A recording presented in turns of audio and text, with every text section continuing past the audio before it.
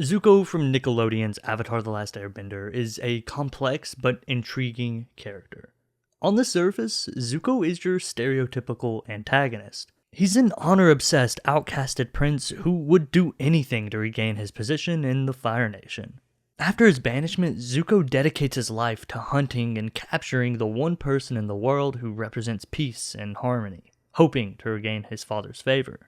Throughout his journey, we get small glances at Zuko's actual characteristics, feelings, and underlying motivations. Zuko quickly transforms from a static, evil character to someone much more complex and compelling. This change can partially be accredited to his uncle, General Iroh, who has been continually pushing him towards this path of kindness and humility. Zuko's experiences have also played a significant role in the forming of his character. In Zuko's pursuit of the Avatar, he travels the world and is faced with different cultures and people. He is constantly confronted with choices that contradict the worldviews that the imperialistic Fire Nation have drilled into him. Zuko's overall change is important, but this present report focuses on Zuko in Season 1 of the series, where we start to see the character behind all the rage and fury. Please, Father, I only had the Fire Nation's best interest at heart. I'm sorry I spoke out of turn. 3 years ago today, I was banished. I lost it all. I want it back. Because I'm confused. Because I'm not sure I know the difference between right and wrong anymore. 100 years of fighting has left the world scarred and divided. But with the Avatar's help, we can get it back on the right path and begin a new era of love and peace.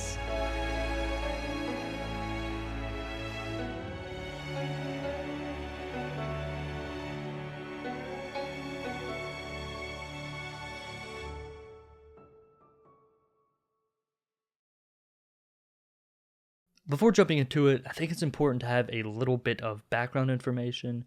I'll be using the Hexaco model of personality for this and future assessments. Essentially, it's a really popular inventory that breaks down personality into these 6 categories. I've already gone through and filled out this inventory based on Zuko's behavior from Season 1. Now, all that's left to do is discuss how he scored in each of those categories and back those scores with observed behaviors.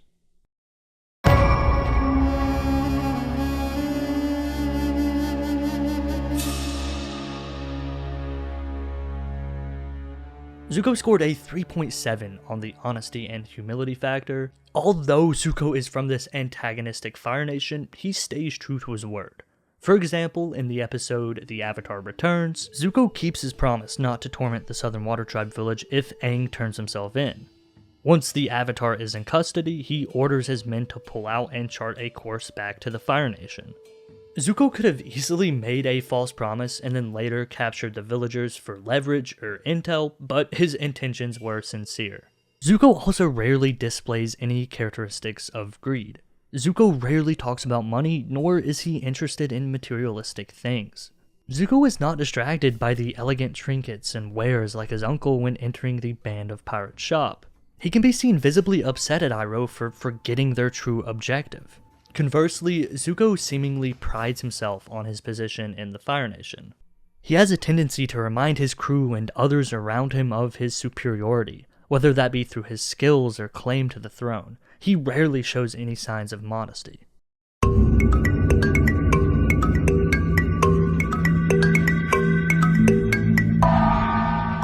Zuko scored a 2.1 on emotionality. Initially, Zuko doesn't display his emotions like the other characters in the series. He's usually standoffish and avoids confronting complex emotion. He compensates by responding to anger in most situations. Zuko also does not show many general anxious tendencies. It's not often we see him fearful or worried. When traveling through a bad storm, Zuko is able to keep a level head and is competent enough to lead his crew to safety. Even when his grand prize, the Avatar, is presented right before him, he stands down, as he understands going further into the storm will likely kill him and everyone on board his ship. Conversely, Zuko is seemingly sentimental about his time before his banishment. You can see him quietly and personally reminiscing, but this can also be seen as sulking. Zuko also tries his hardest to be independent. He constantly ignores his uncle's advice and wisdom, thinking he knows better. In the episode The Siege of the North Part 2, Zuko says to Aang, "You're like my sister. Everything always came easy to her. She's a fire-bending prodigy, and everyone adores her. My father says she was born lucky. He says I was lucky to be born. I don't need luck, though. I don't want it. I've always had to struggle and fight, and that's made me strong." This dialogue is the forefront of Zuko's emotional ideals and behaviors. The pressure around him and his desire to prove himself only exemplifies this independence.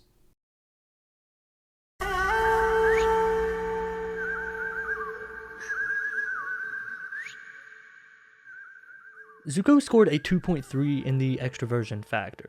Compared to the rest of the cast, Zuko is one of the most introverted. In social situations, Zuko does not go out of his way to please others. He rarely displays any favorable emotions during his interactions with others. I think it's safe to say, in a general sense, Zuko is not lively like the other characters in the series. He also does not go out of his way to be sociable and rarely commits to small talk. When landing at Commander Zhao's harbor to repair his ship, Zuko is quick to deny Zhao's request for a meeting. Even after this meeting is forced by his uncle, Zuko is visibly upset and uncomfortable during their interaction. His temper rises quickly, and he often disrespects the commander. He is most sociable when things are not going his way. Zuko is not afraid to tell others what they're doing wrong or what they could do better. He's assertive and wants people to know that he will not be pushed around.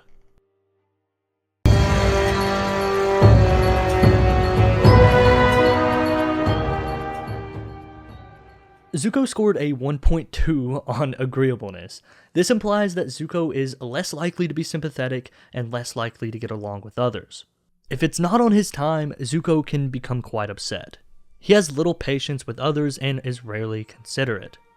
Zuko is not easy to forgive, as he's almost resentful of his sister and her affinity for firebending. Zuko is rarely gentle, as he's likely to raise his voice or even yell when simply talking to others. Frequently, he is seen throwing a short fit of rage where he'll shoot fire out of his fist before stomping off. He also shows signs of being inflexible. Zuko struggles to adapt without getting angry or upset. Zuko is mainly concerned with himself, so when he's not in control or when a situation is unfavorable, he has a hard time initially adjusting.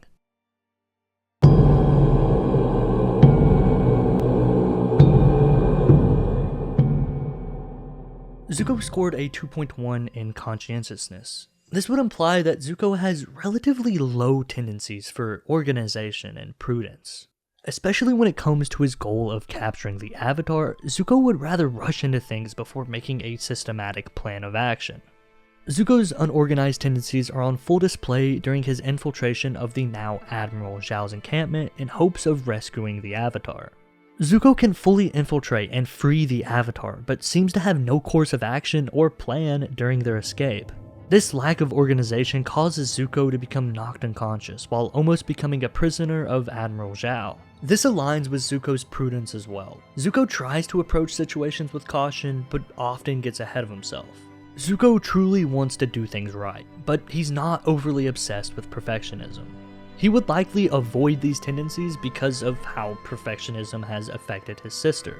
Zuko does not have high tendencies for prudence, organization, or perfectionism, but he makes up for it with his diligence. Zuko showcases many diligent characteristics. He chased after the Avatar for 3 years, and for most of those years, he didn't even know if the Avatar existed. His diligence only increased after the Avatar was confirmed to be alive. Therefore, Zuko almost never wants to back down, to the point where it could become a fatal flaw.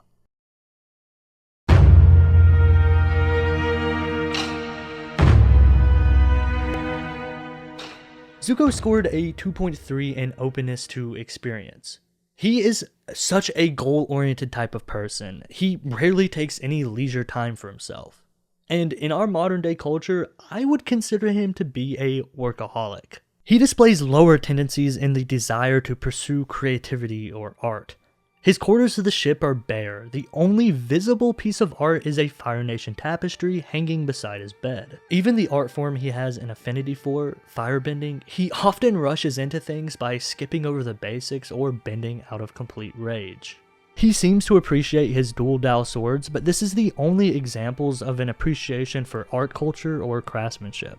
Uncle Iroh displays a lot higher tendencies for these things, and Zuko believes that his uncle's interests are a waste of time. For example, his uncle loves the art of tea making and tasting. Zuko dumbs down this appreciation by saying it's just leaf and water. Zuko can be seen as unconventional in two ways. One, because of how quickly he is to anger, and two, because of how goal-oriented he is. As I said before, we might see someone take some leisure time or vacation for themselves, but Zuko is just not like this at all. He is the direct opposite of this actually. Since Zuko's banishment, he has lived on a ship and travels worldwide to pursue his goal. In the Fire Nation, this would be seen as unconventional. During this period, men in the Fire Nation mainly joined the Fire Nation army, a more static position. Zuko lives a much more nomadic lifestyle, which has reflected into his behaviors and decisions. Meaning he has the freedom of choice. Zuko is not bound to the militaristic comportment of the Fire Nation. Season 1 does a fantastic job of creating nuance within Zuko. We do see some bad moments, but we also see small character moments that create a sense of personality and identity. This season, Zuko is arguably the most flat, if you could even call it that. Since episode 1, the writers have set up Zuko for an amazing arc. I am so excited to continue this for the next 2 seasons. I'm only going to be expanding on what was laid out here, and I'll hope you'll join me for that. So please, look out for more videos in the future.